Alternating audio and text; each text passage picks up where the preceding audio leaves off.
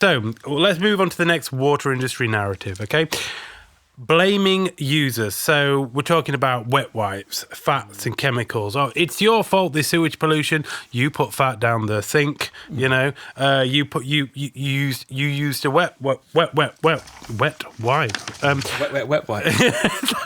Why do you think the water companies say that? Why do you think they're blaming users, guys?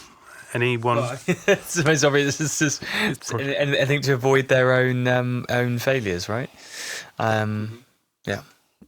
Yeah, quite it's easy. That's what we would see quite often, and they will drag out some reliable NGOs to do the same. We used to go and point at that wet wipe mountain in the River Thames. Every time we mentioned illegal pollution, someone would be pointing at the wet wipes and saying, "Isn't that terrible?" Yeah. Every one of those wet wipes was there because of an illegal pollution, because they're never meant to escape the sewage system. That's the basics of that. Absolutely, you know. So the water industry narrative on this subject is: look, if people didn't flush wipes or cotton buds or nappies or fats or oils down the chemicals, we wouldn't have blockages and spills, okay?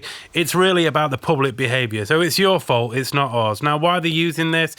It's basically to individualise the systemic failure and turn an engineering problem into a bad citizens problem, okay?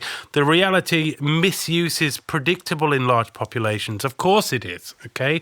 Robust systems are designed for real behaviour, real-world situations, not some fantasy perfect user case scenario that doesn't exist. So the outcome we all live with, the reality today is that the public gets blamed for problems good engineering is supposed to handle, but we don't have the investment in the engineering. But what we do have is a narrative.